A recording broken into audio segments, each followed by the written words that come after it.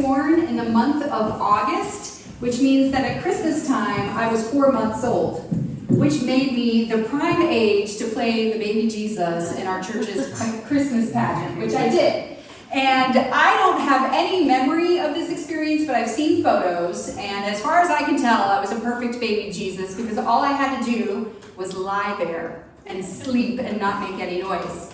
But what I do know, as I think about that, even though I don't remember it, is that I was helping my church community see what Jesus looked like. That was my job as a 4-month-old. I have a picture, I think, there it is, of Mary holding Jesus. And this is from something called the Jesus Maffa Project. And in the early 1970s, a priest went to northern Cameroon to preach the gospel to the Maffa people. And as a way of doing that, he had this idea, and I actually think it's kind of brilliant. He invited the Maffa people to act out the stories from the life of Jesus. And as they did that, he took photographs of them, and then he had someone make paintings from those photographs. So they learned about Jesus as they were depicting stories from the life of Jesus, and then someone was documenting that, and now they have over 60 paintings of the Maffa people depicting the stories from the life of Jesus and showing us what Jesus looked like. And I love that because it helps us understand more about Jesus as we saw them acting out the stories of Jesus' life. So this evening, we're going to look at the story of Mary. Mary, the mother of Jesus. And so we heard this story read already, but this is the story commonly known as the Annunciation. This is the moment in young Mary's life where she's minding her own business, living her life, when an angel of the Lord shows up with some crazy news. It's an interruption. And I want us to see that Mary thought she knew what her life was going to look like. It was all planned out. She was probably in her mid-teens. She was engaged. And as far as she knew, her life was going to follow a very careful trajectory. But then God sent the angel Gabriel to interrupt her life.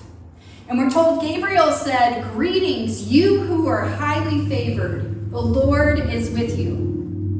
Mary wasn't expecting to be greeted by an angel, but Gabriel told her that she was highly favored and that God was with her. And this always has caused me to wonder, was she highly favored because God chose her? Or was she chosen because she was highly favored? I don't know that we need to have an answer to that question, but I think that Mary had caught God's attention. There was something special about her because God trusted her with this very important question. And God promised that he would be with her to help her carry out the thing that God had chosen her to do. So God chose Mary to show the world what God is like and to show us what it looks like to follow God and to obey God. The second point I have for us tonight is Gabriel's news. What was his message? What did he come to say to Mary? And Mary's reaction, I think, is completely understandable. We're told that she was greatly troubled. She was greatly troubled and wondered what kind of greeting this might be. What does this news mean for her? Gabriel told her not to be afraid and reminded her that she had found favor with God, and then he delivered his big news. So let's break this news down into its parts. There's 3 parts. The first is he told Mary, who again is in her mid-teens and engaged, that she would become pregnant and have a son, that her son will be great and will be called Son of the Most High. And the third thing is that God will give her son the throne of his ancestor, King David, and that he will reign over Israel forever, and that his kingdom will know no end. Now, Mary, when she hears this news, can't quite get past the first point. She's still stuck on that. She's like, I will become pregnant and have a son? How's that going to happen? She's confused and she's got questions. and she's not afraid to ask her questions.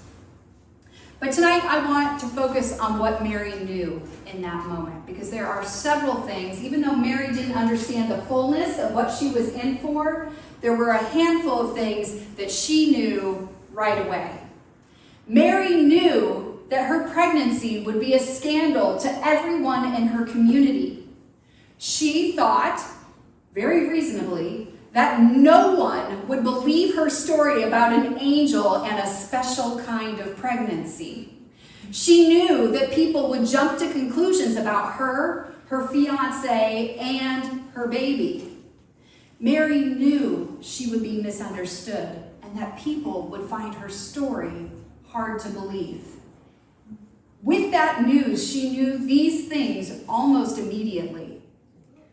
But what Mary didn't understand completely, or may have come to the wrong conclusions about, there's a whole list of those too. She was told that her son would be the son of the Most High God, who would reign on the throne of King David over all Israel forever. Now, there's a special way that Mary would have heard these words given her context, and it's a little different than our own. Gabriel's news had both political and theological implications. Politically, Israel, the whole country, was longing for a new King David. They talked about this frequently. They were looking for a strong Jewish leader who would rescue them from the oppressive rule of the Roman Empire and allow them to be an independent nation again. So Gabriel's news that her son would reign on the throne of King David sounded like really good news to Mary. But God probably didn't mean it in the way that Mary heard it. God had a bigger kingdom in mind than just first century Israel. God's plan was that Jesus would sit on a throne over all earthly kingdoms of all time. That was beyond the scope of her imagination at this particular time. Theologically, Mary's son would be the Son of God. That was part of Gabriel's news. And Mary probably thought that that meant her son would have a special relationship with God. She probably didn't yet realize that that would mean that her son was God. That was probably not even part of her imagination. So Gabriel's news was shocking and confusing, and Mary had no way of exactly knowing what this news was going to mean for her. But she knew saying yes to this news would radically change the course of her life. And that brings me to my third point. Mary said yes. God asked, and I want us to see that very clearly. This was an invitation. God asked Mary this question, and Mary answered, and her answer was yes. Gabriel told her a little bit about how this process would work, and as proof, he told her about her relative Elizabeth, who was already experiencing her own miraculous pregnancy. And then the angel said to her, "No word from God will ever fail." Mary answered, "I am the Lord's servant. May your word to me be fulfilled." Mary said yes. Mary said yes to being Jesus' first teacher. She taught Jesus how to walk. She taught him about Scripture. She wiped his nose, and she taught him how to pray. Mary said yes to being Jesus' first disciple. Mary trusted God with the things that she didn't understand. She said yes to having her life interrupted, her plans turned upside down, and to being misunderstood by her entire community. Mary was committed to saying yes to God. When Jesus was little, Mary was his teacher. When Jesus grew up, Jesus became Mary's teacher. Mary had no idea how different things would look when Gabriel interrupted her life with his announcement, but she said yes. Mary said yes to showing the world what God is like and to show what it looks like to follow and obey God. She said yes to following Jesus. So in conclusion, Mary was the very first disciple of Jesus. She shows us what it looks like to follow Jesus. She knew obedience to God would cause her to be misinterpreted and misunderstood. She obeyed God anyway. She counted the cost.